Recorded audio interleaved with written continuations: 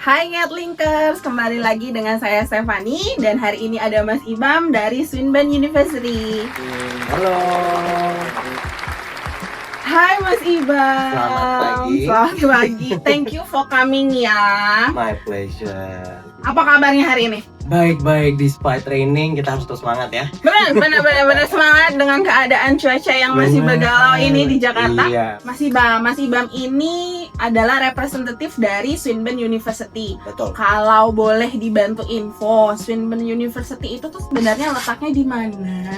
Oke, boleh. Sebenarnya sih memang banyak yang belum tahu ya mengenai Swinburne. Jadi, Swinburne University of Technology kita tuh lokasinya di Melbourne. Gitu. Melbourne-nya memang aku selalu bilang students will get the best of both worlds ketika kuliah di Swinburne. Kenapa?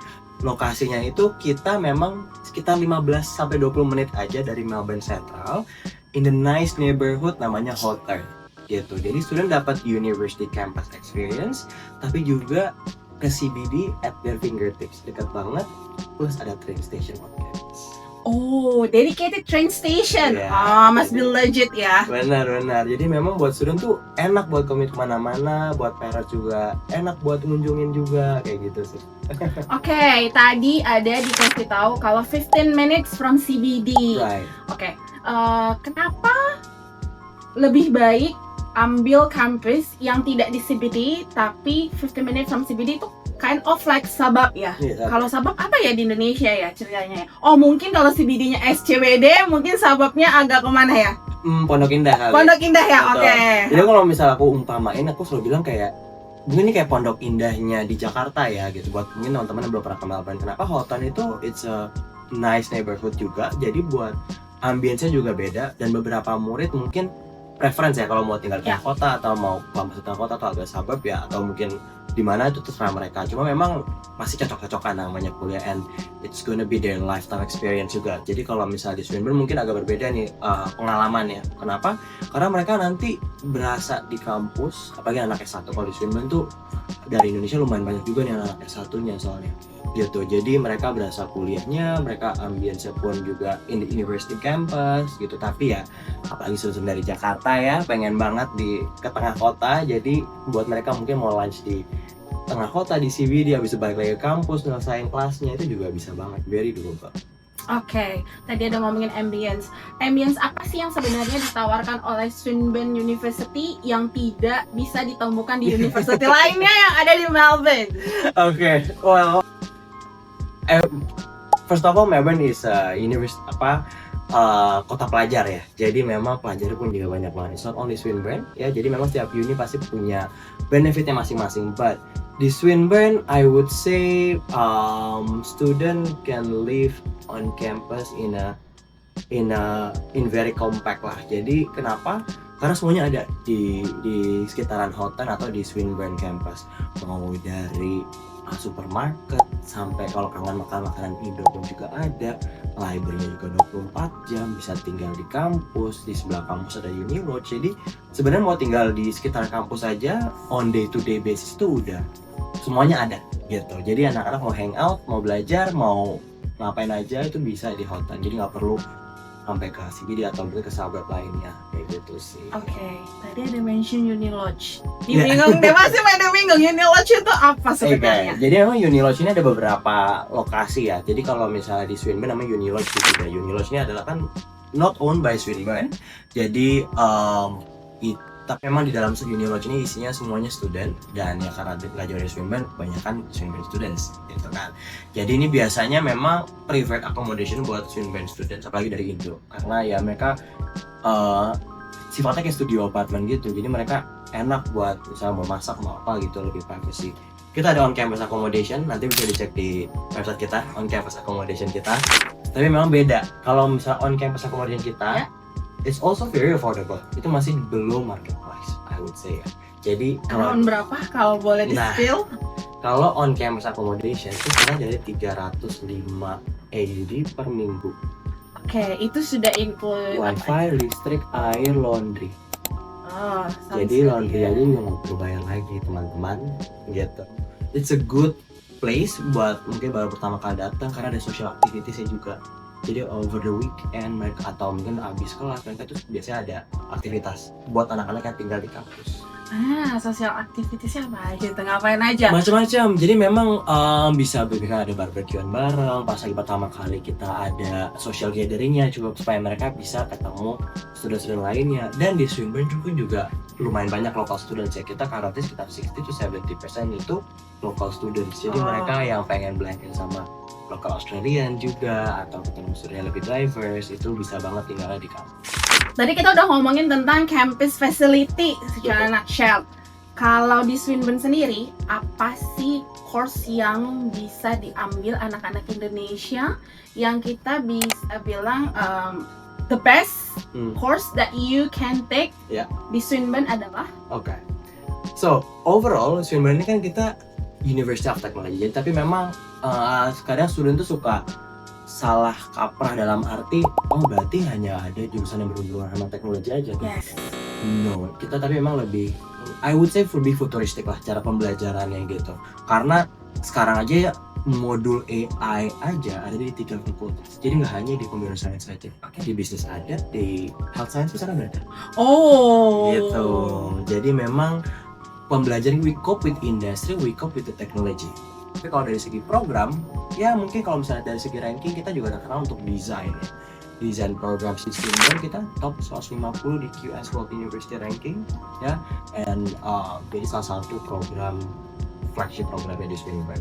Di luar dari itu, kalau kita masih and we have new programs actually, AI for business. I think it's first in Australia if I'm not mistaken untuk degree in business for AI.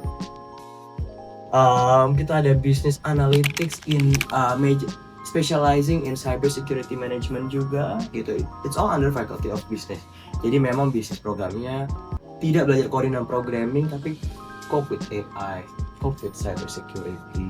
Mungkin Mas Ibam bisa explain ke kita beberapa subjek yang related to that AI or cyber security tapi tidak codingan. Nah, jadi kalau AI for business, Bachelor of AI in Business ini mereka lebih how to get integrate AI in business industry gitu, how to make business decision based on data juga, how AI would help with any business decision gitu based on data and historical data juga gitu. Jadi memang lebih ke situ pembelajarannya. Dan kita ada capstone project juga kalau anak AI for business tuh bisa tiap tahun ada projectnya gitu. Capstone project itu sama nggak sih kind of kayak work integrated learning? Yes. Nggak perlu ke kelas, dia doing project atau if I'm not mistaken ada beberapa university yang offer placement. Apakah itu sama capstone-nya? Nah, jadi uniknya Swinburne kita ada namanya work integrated learning dan itu compulsory.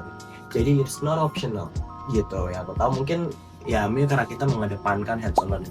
Nah inilah mungkin yang beda kuliah di Swinburne ya. Jadi Swinburne tuh lebih menyiapkan kerja dan juga soft skill. Nggak hanya mereka belajar misalnya computer science aja, tapi mereka nggak ada in the real world. Computer science is really good, tapi kan kita juga harus bisa belajar managing team. Kita harus gimana caranya bisa delegate task to the team member, belajar leadership skillnya, communication skill dan juga presentasi dan lain-lain. Itu yang soft skill yang memang sudah dibutuhkan di dunia kerja on top of your knowledge gitu.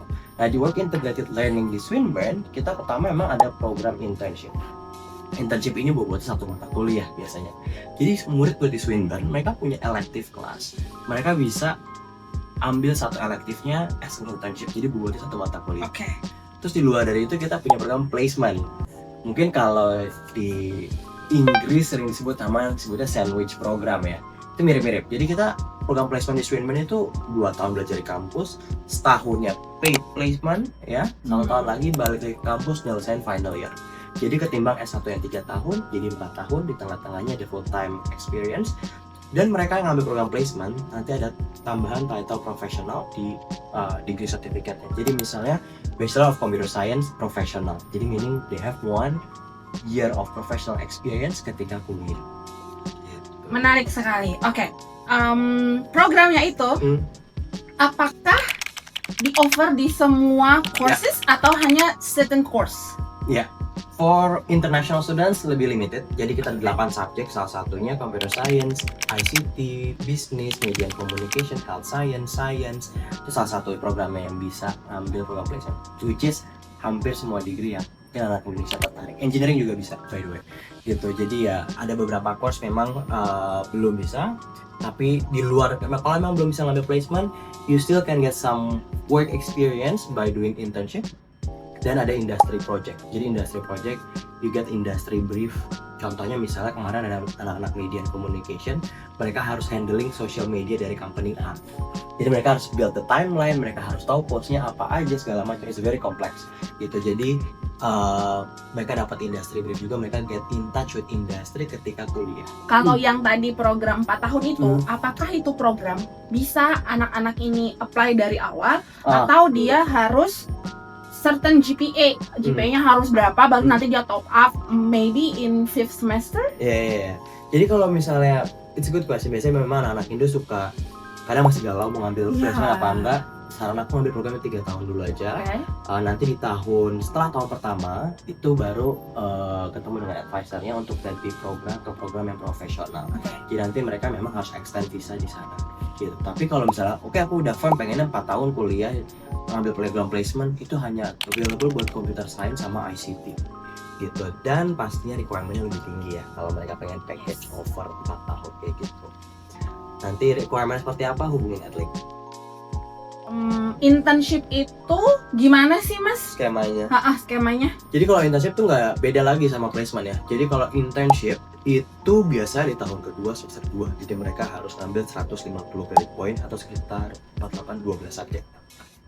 Gitu, dengan nilai providing nilainya juga harus yang bagus gitu. Jadi dilihat dari nilainya juga, kalau nggak salah sekitar 60%, I could be wrong, nanti aku bisa cek ke website.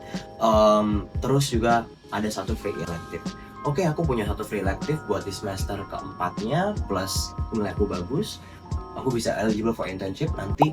Nah, bagusnya di Swinburne itu kita ada career advisors juga. Mereka focusing on advising students buat placement, buat graduate jobs gitu. Bahkan di Swinburne kita ada satu platform namanya Swin Employ. Jadi mereka tinggal login, pengen lihat ada job opportunity apa, internship apa yang sudah kerja sama Swinburne, bisa lihat dari situ. Internship is unpaid, placement is paid. Placement is paid. Berarti kalau misalnya placement itu paid, itu 1 year, kan kalau si internship itu harusnya dia tidak bisa as a full time, karena kan as international students mereka hanya allow untuk 48 hours fortnight kan kerjanya. Nah kalau placement itu full time berarti. Nah, itu using what visa? Itu masih under student visa, jadi memang student tetap harus bayar uang kuliah ke Swinburne. Itu. Jadi memang karena earn credit, jadi student bisa full time as part of their degree basically. Gitu, jadi tetap bisa dapat bisa full time kerja under student visanya mereka, karena mereka enroll to university and completing the program as the professional degree. Jadi nanti ketika mereka masuk program profesional itu biasanya mereka dapat advising dari kita juga. Mereka bahkan bisa one-on-one mock up interview, semuanya itu bisa disiapin sama Swinburne gitu. Nanti sudah tinggal apply aja ke beberapa company, ke banyak company, lihat dari situ kira-kira yang diterima di mana gitu. And karena kita ada benchmark nilai juga untuk masuk ke program placement, rata-rata sudah dapat kerja. And they're getting paid around 40 to 60,000 AUD ketika dia placement. Tapi memang end goalnya di sini adalah kan untuk kita siap kerja ya.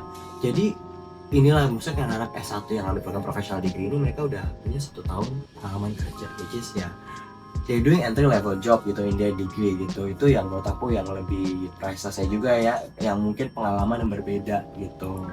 Tadi kan Mas Bam ada bilang nanti kita bantu mock interview, kita bantu resume. Mungkin kan kalau di Australia pada saat kita apply job itu kan ada yang namanya selection criteria ya, dan setiap kandidat harus bisa address all the questions. Sometimes the questionnya ada yang kayak 20, 30 gitu. Misalnya ditanya, kamu doing AI in the business, apa project yang pernah kamu lakukan? Itu kan nanti pengaplikasiannya karena untuk bisa sampai ke stage itu pada saat pertama kali berarti semuanya akan dibantu oleh pihak career development-nya Swinburne Jadi University. ya ini dapat arahan juga sih. Jadi bahkan di Swinburne tuh nanti ada walk-in hour juga. Jadi mereka bisa nggak perlu appointment, mereka bisa langsung walk-in aja ke advisor mereka. So it's very open door for them to reach out gitu. It's very reachable. It's only jadi ya memang selama studentnya aktif, the opportunity is there. Nah, tadi ada yang namanya dia harus punya certain score untuk bisa masuk ke dalam program itu. Berapa kira-kira certain score yang diperlukan? Placement ya, kalau nggak salah sekitar 60%. 60% itu berarti kredit ya? Iya, credit. Iya. Gitu. Oke, karena pas level itu 50% kan Mas Ilham? Betul. It's very easy lah buat anak Indonesia, kredit itu very easy karena as long as mereka belajar, Yes. mereka attend the class, ngikutin ada semua modulnya program-programnya juga, ya. Tapi anyway, kita juga reward students yang doing very well di high schoolnya. Ya. Jadi bahkan kita ada scholarship lumayan. Oh. Gitu. Jadi this year kita ada scholarship 20-30% per tahun ya. Jadi kita nggak one off tuition fee di first year aja, tapi sampai mereka lulus. Providing nilai yang bagus di SMA-nya, IB or A-level atau SMA lah gitu. Oke, berarti Swinburne ini bisa menerima IB, A-level dan SMA. Ini sering anak-anak datang nanya kayak gini. Kak, perlu nggak sih aku punya SAT? Oh ya, itu yang sering ditanyain juga sih. Jadi memang no jawabannya. Kalau di Swinburne ini kita sesuaikan dengan kurikulum mereka masing-masing. SMA kita SS berdasarkan SMA-nya.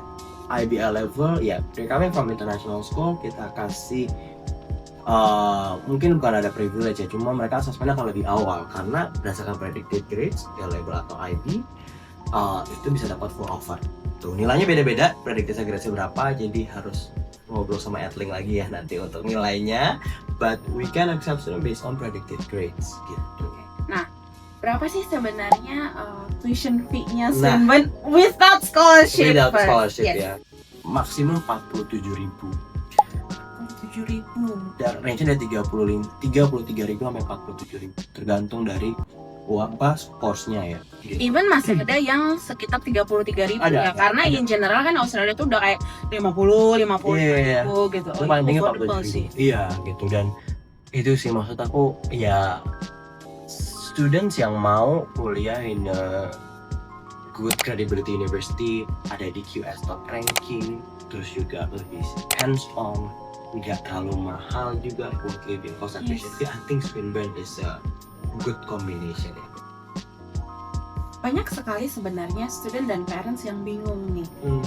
Kadang mau cari university, datang ke kita cari university, terus dia look up at QS ranking. Kayak ranking itu sebenarnya ada as a university as a whole, terus ada yang by subject, ada yang by faculty. Itu sebenarnya the different tuh apa sih Mas? Oke. Jadi setiap badan ranking itu biasanya penilaiannya beda-beda. Ada komponennya beda-beda, jadi nanti bisa dicek juga. It's very detailed sih, cuma memang ya it's mungkin salah satu kriteria lah untuk pemilihan university. Mungkin kenapa Swinburne in mid ranking, but I think for university under 50 years old, making it to good ranking subjects dan juga overallnya juga masih in the top 300 juga, I think it's already really good, very ambitious. Tapi memang kita kekurangan subjek yang research based. Contohnya kita nggak ada kedokteran, kita nggak ada dentist. If assuming we have, mungkin ranking kita bisa lebih tinggi karena itu research based degree, benar nggak sih? Oke, berarti ranking itu based on research degree. Ya gitu, kita nggak ada di situ. Oke, berarti it depends on them. Mereka nanti career-nya mau yang practical setelah lulus langsung kerja, atau memang long term-nya dia mau ambil kind of PhD research. Betul. Atau sebenarnya bisa juga ya Mas, kayak yang after graduate kayak dia ambil practical university seperti Swinburne. Selesai graduate, dia dapat kerja, dapat placement work 1-2 tahun, terus dia decide kayak, oh kayaknya aku mau switch career nih, mau doing some research ya. Maybe dia bisa pindah ke university yang fokus on research. Definitely. Bahkan kita ada dosen orang Indonesian, she was taking masters in design kalau nggak salah. Dia masters in design, lalu doing PhD, akhirnya sekarang jadi dosen di Swinburne juga, jadi akademik director. Oh. So sebenarnya masih bisa ada opportunity, cuma memang di S1 lebih di enforce aja mereka dapat work integrated learning. Tapi kalau di master's level ya pastinya mereka udah ada komponen research projectnya juga. Tadi di awal Mas Ibam bilang Swinburne itu terkenal dengan yang namanya desain. Nah, jadi memang ketika mereka di kuliah aja, kita ada final year project, ada exhibition, ada pameran ya. Jadi mirip mungkin kayak pameran pendidikan ya, cuma ini isinya yang murid-murid, karyanya murid-murid, namanya graduation exhibition, GradX. Dan itu teman-teman bisa lihat linknya ditaruh di bawah, namanya swinburne.design ya, bukan di link Swinburne University-nya, di swinburne.design. Jadi teman-teman bisa lihat portfolio anak-anak itu seperti apa yang final year, dan Swinburne akan attach LinkedIn mereka dan email mereka, jadi employer can easily reach out to them berdasarkan portfolio mereka begitu. Nanti bisa dilihat gitu, karena program desain di Swinburne tuh banyak banget ya, dari ada industrial design, product design aja kita ada 2 program, ada industrial design sama product design engineering gitu. Terus ada interior, Product design engineering, link to engineering ya. iya, Desain loh, biasanya yang link to engineering itu jarang desain ya. benar-benar. Jadi tergantung, kalau product design engineering kan mereka lebih banyak hitung-hitungannya Ya. jadi projectnya akan lebih berbeda sama mereka yang ngambil industrial design, itu lebih karena estetiknya aja gitu. Communication design pasti definitely kita, our flagship program juga ada communication design. Branded environment banyak banget ya, kalian bisa hop on to the website juga, jadi kalau disebut satu-satu nih gak kelar. Terus tadi ada satu lagi namanya pilot program. Piloting ya, Iya. ya Mau jadi That's pilot right. ya. It's pilot ya. Ya penerbangan pesawat. Oh. And the good thing is kita bukan ngambil ngasih diploma, kita tuh bachelor's degree in aviation and piloting, which is necessary buat mereka yang pengen jadi captain-nya ya, bukan jadi co-pilot. Mereka kan belajar mengenai manajemennya juga, research-nya juga, karena dan itu di offer dalam satu in one package, dan pastinya license-nya juga Iya. in Bachelor of Aviation and Piloting. Itu berapa program, berapa tahun? 4 tahun kah? Saya tahu. Oh 3 tahun, within 3 years. Berarti nanti ada combination dia ya belajar manajemen di classes, terus dia ada belajar flight, dia Iya, belajar Dari awal udah belajar flying, udah belajar mengenai piloting, ada trainingnya juga, dapat private pilot license, mempelajari private pilot license dan CPL, commercial pilot license. So they will get around sampai 190 hours flying hours, 190 jam penerbangan ketika kuliah. Jadi mereka dapat flight training. Berarti flight training itu benar-benar mengemudikan pesawat ya Mas Idam ya? Bukan pakai, kan ada tuh satu program yang kayak dia ngelakuin pilot training tapi dia pakai alat aja gitu kan? Oh, ada enggak. yang kayak gitu. Enggak ya, ini benar-benar menerbangkan pesawat. Yes, kita kerjasama sama CAE Melbourne. Jadi nanti anak-anak tuh blended. Jadi mereka tetap ada course nanti di Hotern sama di CAE Melbourne trainingnya. Pilot sendiri tuh berapa sih pricing-nya? Sampai lulus Aha. itu total 3 tahun 230.000. Saudara without any scholarship, tidak ada scholarship. Berarti kira-kira sekitar kamu dapat master program lah. Iya, itu udah sama trainingnya ya. Jadi udah dapat S1, dapat flight trainingnya. Jadi kalau misalnya dilihat dari apa yang mereka dapetin, it's very worth it sih sebenarnya. Flight training Swinburne punya buat aku very safe. Kita tamat akreditasi, very well known juga, dan lengkap juga pesawatnya. Student to teacher ratio cuma 1:5. It's a really good program sih sebenarnya gitu, jadi something to consider. Kenapa di Australia? Menurut aku pertama tuh lebih, ya setiap negara beda-beda, tapi kan di Australia tuh it's a clear sky sebenarnya kan. Jadi buat mereka pertama kali mau training tuh nggak terlalu ekstrim cuacanya. Iya. Kita ketika mereka training langsung dapat cuaca yang pas lagi mereka lagi nerbangin nih, nggak taunya tiba-tiba hujan, tiba-tiba apa segala macam, itu kan juga lebih bahaya ya. Betul. Gitu. Jadi menurut aku dari segi keamanannya dan juga dari segi apa ya, di Australia pun juga lebih oke sih menurut aku gitu. Stable ya. Iya. Untuk piloting itu akan berbeda flow-nya ketimbang ambil program biasa ya gitu, karena kan nanti mereka ada medical exam-nya sendiri, mereka ada tesnya online sendiri gitu, jadi nanti lumayan ada flow-nya gitu. Nanti apply dulu, baru nanti kita akan kasih tahu link buat tesnya, interviewnya juga gitu, sama medical exam. Sounds very good. Banyak insight dan informasi yang kita Nah. dapatkan hari ini. Kalau teman-teman mau tanya lebih lanjut, bisa langsung kontak kita ke Atli. Iya. Kalau misalnya mau ngobrol bareng Mas Ibam juga nanti kita bisa bantu ya Mas ya. Bisa. Ya, Bisa nanti bantu kita consultation. bisa ngobrol di sini di kantornya Adlink juga. Nanti I'm happy to come offline. Tapi kalau misalnya teman-teman mungkin ada yang mungkin halangan pengennya online aja ya, kita bisa arrange Zoom meeting atau gimana gitu. Oke. Thank you so much Mas Ibam. Kami. Buat teman-teman, semoga infonya bisa berguna. Ya. Kalau begitu, saya Stephanie. Saya dengan Ibam. Sampai ketemu lagi di Ngetlink berikutnya.